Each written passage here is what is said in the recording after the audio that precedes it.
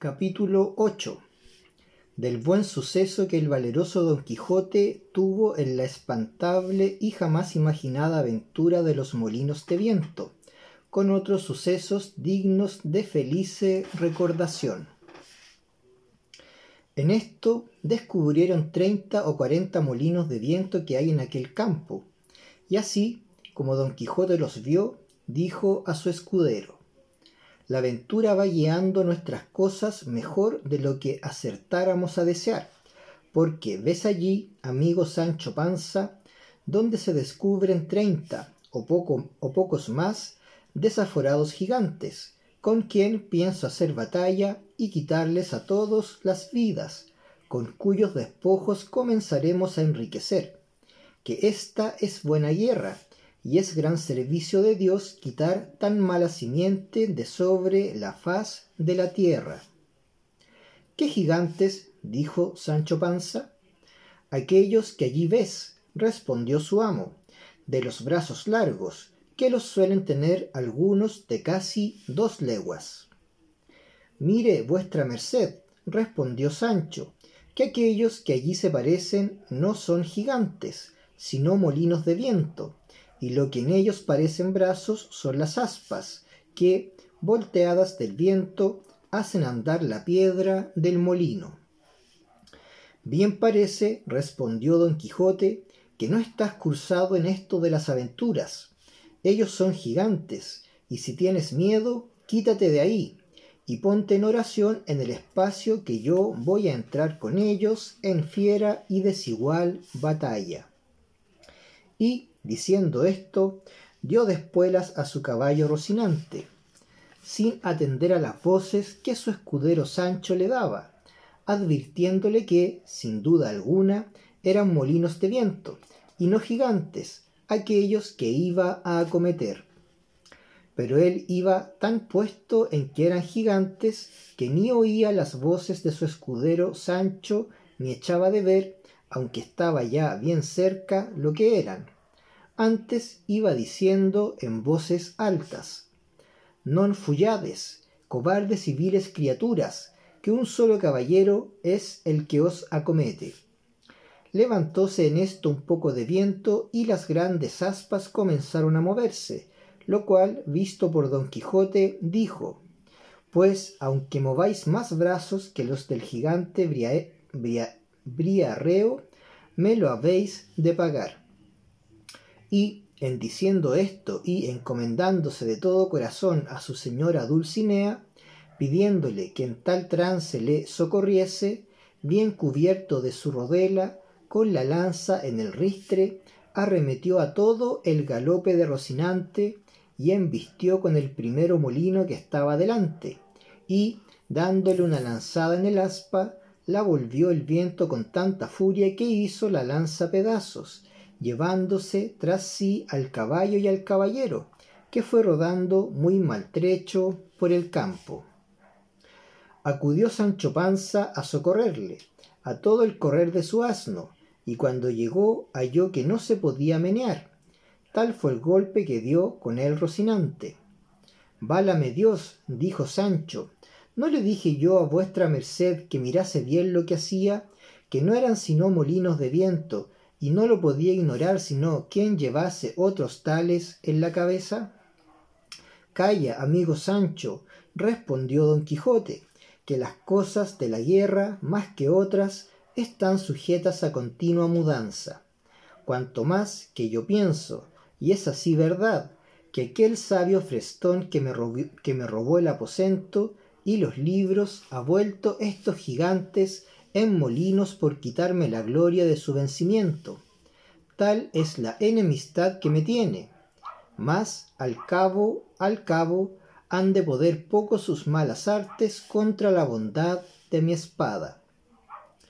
Dios lo haga como puede, respondió Sancho Panza, y, ayudándole a levantar, tornó a subir sobre Rocinante, que medio despaldado estaba, y, hablando en la pasada aventura, siguieron el camino del puerto Lápice, porque allí decía Don Quijote que no era posible dejar de hallarse muchas y diversas aventuras, por ser lugar muy pasajero. sino que iba muy pesaroso por haberle faltado la lanza, y, diciéndoselo a su escudero, le dijo: yo me acuerdo haber leído que un caballero español, llamado Diego Pérez de Vargas, habiéndosele en una batalla roto la espada, desgajó de una encina un pesado ramo o tronco, y con él hizo tales cosas aquel día, y machacó tantos moros, que le quedó por sobrenombre Machuca, y así él como sus descendientes se llamaron, desde aquel día en adelante, Vargas y Machuca. Hete dicho esto, porque de la primera encina o roble que se me depare, pienso desgajar otro tronco tal y tan bueno como aquel, que me imagino y pienso hacer con él tales hazañas, que tú te tengas por bien afortunado de haber merecido venir a verlas, y a ser testigo de cosas que apenas podrán ser creídas. A la mano de Dios, dijo Sancho, yo lo creo todo así como vuestra merced lo dice, pero enderécese un poco, que parece que va de medio lado, y debe de ser del molimiento de la caída. Así es la verdad, respondió don Quijote, y si no me quejo del dolor, es porque no es dado a los caballeros andantes quejarse de herida alguna, aunque se les salgan las tripas por ella. Si eso es así, no tengo yo que replicar, respondió Sancho, pero sabe Dios si yo me holgara que vuestra merced se quejara cuando alguna cosa le doliera. De mí sé decir que me he de quejar del más pequeño dolor que tenga, si ya no se entiende tan bien con los escuderos de los caballeros andantes eso del no quejarse. No se dejó de reír don Quijote de la simplicidad de su escudero, y así le declaró que podía muy bien quejarse, como y cuando quisiese, sin gana o con ella, que hasta entonces no había leído cosa en contrario en la orden de caballería. Díjole Sancho que mirase que era hora de comer. Respondióle su amo que por entonces no le hacía menester, que comiese él cuando se le antojase. Con esta licencia se acomodó Sancho lo mejor que pudo sobre su jumento y, sacando de las alforjas lo que en ellas había puesto, iba caminando y comiendo detrás de su amo muy de su espacio, y de cuando en cuando empinaba la bota, con tanto gusto que le pudiera envidiar el más regalado bodegonero de Málaga. Y, en tanto que él iba de aquella manera menudeando tragos, no se le acordaba de ninguna promesa que su amo le hubiese hecho, ni tenía por ningún trabajo, sino por mucho descanso, andar buscando las aventuras, por peligrosas que fuesen. En resolución, aquella noche la pasaron entre unos árboles, y del uno de ellos desgajó don Quijote un ramo seco que casi le podía servir de lanza, y puso en él el hierro que quitó de la que se le había quebrado. Toda aquella noche no durmió don Quijote, pensando en su señora Dulcinea, por acomodarse a lo que había leído en sus libros, cuando los caballeros pasaban sin dormir muchas noches en las florestas y despoblados, entretenidos con las memorias de sus señoras. No la pasó ansí Sancho Panza, que, como tenía el estómago lleno, y no de agua de chicoria, de un sueño se la llevó toda, y no fueran parte para despertarle, si su amo no lo llamara, los rayos del sol que le daban en el rostro, ni el canto de las aves, que, muchas y muy regocijadamente, la venida del nuevo día saludaban. Al levantarse dio un tiento a la bota, y hallóla algo más flaca que la noche antes, y afligiósele el corazón, por parecerle que no llevaban camino de remediar tan presto su falta. No quiso desayunarse don Quijote, porque, como está dicho, dio en sustentarse de sabrosas memorias. Tornaron a su comenzado camino del puerto Lápice, y a obra de las 3 del día le descubrieron. Aquí, dijo, en viéndole don Quijote, podemos, hermano Sancho Panza, meter las manos hasta los codos en esto que llaman aventuras. Mas advierte que, aunque me veas en los mayores peligros del mundo, no has de poner mano a tu espada para defenderme, si ya no vieres que los que me ofenden es canalla y gente baja, que en tal caso bien puedes ayudarme, pero si fueren caballeros, en ninguna manera te es lícito ni concedido por las leyes de caballería que me ayudes, hasta que seas armado caballero. Por cierto, señor, respondió Sancho, que vuestra merced sea muy bien obedecido en esto, y más que yo de mío me soy pacífico y enemigo de meterme en ruidos ni pendencias. Bien es verdad que, en lo que tocare a defender mi persona, no tendré mucha cuenta con esas leyes, pues las divinas y humanas permiten que cada uno se defienda de quien quisiere agraviarle. No digo yo menos, respondió don Quijote, pero en esto de ayudarme contra caballeros, has de tener a raya tus naturales ímpetus. Digo que así lo haré, respondió Sancho, y que guardaré ese precepto tan bien como el día del domingo. Estando en estas razones, asomaron por el camino dos frailes de la orden de San Benito, caballeros sobre dos dromedarios que no eran más pequeñas dos mulas en que venían. Traían sus antojos de camino y sus quitasoles. Detrás de ellos venía un coche, con 4 o 5 de a caballo que le acompañaban y 2 mozos de mulas a pie. Venía en el coche, como después se supo, una señora vizcaína, que iba a Sevilla, donde estaba su marido, que pasaba las Indias con un muy honroso cargo. No venían los frailes con ella, aunque iban el mismo camino, mas apenas los divisó don Quijote cuando dijo a su escudero: o yo me engaño, o esta ha de ser la más famosa aventura que se haya visto, porque aquellos bultos negros que allí parecen deben de ser, y son sin duda, algunos encantadores que llevan hurtada alguna princesa en aquel coche, y es menester deshacer este tuerto a todo mi poderío. Peor será esto que los molinos de viento, dijo Sancho. Mire, señor, que aquellos son frailes de San Benito, y el coche debe de ser de alguna gente pasajera. Mire que digo que mire bien lo que hace, no sea el diablo que le engañe. Ya te he dicho, Sancho, respondió don Quijote, que sabes poco de achaque de aventuras. Lo que yo digo es verdad, y ahora lo verás. Y, diciendo esto, se adelantó y se puso en la mitad del camino por donde los frailes venían, y, en llegando tan cerca que a él le pareció que le podrían oír lo que dijese, en alta voz dijo: gente endiablada y descomunal, dejad luego al punto las altas princesas que en ese coche lleváis forzadas, si no, aparejaos a recibir presta muerte, por justo castigo de vuestras malas obras. Detuvieron los frailes las riendas y quedaron admirados, así de la figura de don Quijote como de sus razones, a las cuales respondieron: señor caballero, nosotros no somos endiablados ni descomunales, sino 2 religiosos de San Benito que vamos nuestro camino, y no sabemos si en este coche vienen o no ningunas forzadas princesas. Para conmigo no hay palabras blandas, que ya yo os conozco, fementida canalla, dijo don Quijote.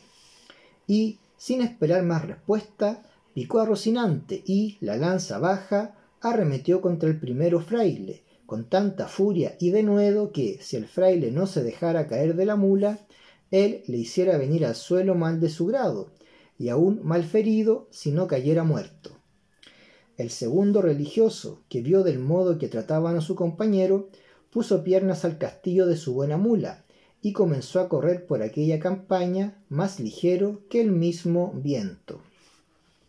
Sancho Panza, que vio en el suelo al fraile, apeándose ligeramente de su asno, arremetió a él y le comenzó a quitar los hábitos.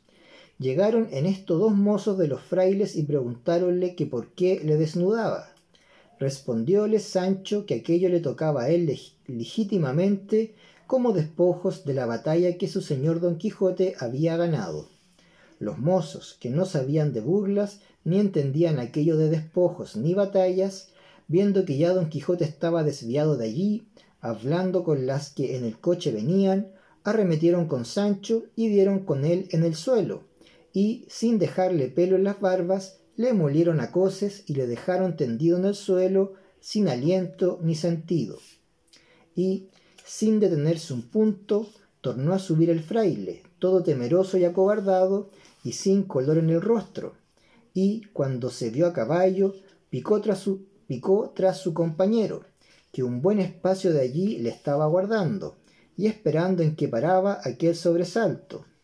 Y, sin querer aguardar el fin de todo aquel comenzado suceso, siguieron su camino, haciéndose más cruces que si llevaran al diablo a las espaldas. Don Quijote estaba, como se ha dicho, hablando con la señora del coche, diciéndole: «La vuestra fermosura, señora mía, puede facer de su persona lo que más le viniere en talante, porque ya la soberbia de vuestros robadores yace por el suelo, derribada por este mi fuerte brazo, y porque no penéis por saber el nombre de vuestro libertador, sabed que yo me llamo Don Quijote de la Mancha, caballero andante y aventurero, y cautivo de la sin par y hermosa doña Dulcinea del Toboso, y en pago del beneficio que de mí habéis recibido, no quiero otra cosa sino que volváis al Toboso, y que de mi parte os presentéis ante esta señora, y le digáis lo que por vuestra libertad he fecho». Todo esto que Don Quijote decía escuchaba un escudero de los que el coche acompañaban, que era vizcaíno, el cual, viendo que no quería dejar pasar el coche adelante, sino que decía que luego había de dar la vuelta al Toboso, se fue para Don Quijote y, asiéndole de la lanza, le dijo, en mala lengua castellana y peor vizcaína, de esta manera: «Anda, caballero, que mal andes, por el Dios que crióme, que si no dejas coche, así te matas como estás ahí vizcaíno». Entendióle muy bien Don Quijote, y con mucho sosiego le respondió: «Si fueras caballero, como no lo eres, ya yo hubiera castigado tu sandez y atrevimiento, cautiva criatura». A lo cual replicó el vizcaíno: «Yo no, caballero, juro a Dios tan mientes como cristiano. Si lanza arrojas y espada sacas, el agua cuán presto verás que al gato llevas. Vizcaíno por tierra, hidalgo por mar, hidalgo por el diablo, y mientes que mira si otra dices cosa». «Ahora lo veredes», dijo Agrajes, respondió Don Quijote, y, arrojando la lanza en el suelo, sacó su espada y embrazó su rodela, y arremetió al vizcaíno con determinación de quitarle la vida. El vizcaíno, que así le dio venir, aunque quisiera apearse de la mula, que, por ser de las malas de alquiler, no había que fiar en ella, no pudo hacer otra cosa sino sacar su espada, pero avínole bien que se halló junto al coche, de donde pudo tomar una almohada que le sirvió de escudo, y luego se fueron el uno para el otro, como si fueran dos mortales enemigos. La demás gente quisiera ponerlos en paz, mas no pudo, porque decía el vizcaíno en sus mal trabadas razones que si no le dejaban acabar su batalla, que él mismo había de matar a su ama y a toda la gente que se lo estorbase. La señora del coche, admirada y temerosa de lo que veía, hizo al cochero que se desviase de allí algún poco, y desde lejos se puso a mirar la rigurosa contienda, en el discurso de la cual dio el vizcaíno una gran cuchillada a Don Quijote encima de un hombro, por encima de la rodela, que, a dársela sin defensa, la abriera hasta la cintura. Don Quijote, que sintió la pesadumbre de aquel desaforado golpe, dio una gran voz, diciendo: «Oh señora de mi alma, Dulcinea, flor de la fermosura, socorred a este vuestro caballero, que, por satisfacer a la vuestra mucha bondad, en este riguroso trance se halla». El decir esto y el apretar la espada, y el cubrirse bien de su rodela, y el arremeter al vizcaíno, todo fue en un tiempo, llevando determinación de aventurarlo todo a la de un golpe solo. El vizcaíno, que así le vio venir contra él, bien entendió por su denuedo su coraje, y determinó de hacer lo mismo que Don Quijote, y así le aguardó bien cubierto de su almohada, sin poder rodear la mula a una ni a otra parte, que ya, de puro cansada y no hecha semejantes niñerías, no podía dar un paso. Venía, pues, como se ha dicho, Don Quijote contra el cauto vizcaíno, con la espada en alto, con determinación de abrirle por medio, y el vizcaíno la guardaba ansimesmo levantada la espada y aforrado con su almohada, y todos los circunstantes estaban temerosos y colgados de lo que había de suceder de aquellos tamaños golpes con que se amenazaban, y la señora del coche y las demás criadas suyas estaban haciendo 1000 votos y ofrecimientos a todas las imágenes y casas de devoción de España, porque Dios librase a su escudero y a ellas de aquel tan grande peligro en que se hallaban. Pero está el daño de todo esto, que en este punto y término deja pendiente el autor de esta historia esta batalla, disculpándose que no halló más escrito de estas hazañas de Don Quijote de las que deja referidas. Bien es verdad que el segundo autor de esta obra no quiso creer que tan curiosa historia estuviese entregada a las leyes del olvido, ni que hubiesen sido tan poco curiosos los ingenios de la Mancha que no tuviesen en sus archivos o en sus escritorios algunos papeles que de este famoso caballero tratasen. Y así, con esta imaginación, no se desesperó de hallar el fin de esta apacible historia, el cual, siéndole el cielo favorable, le halló del modo que se contará en la segunda parte.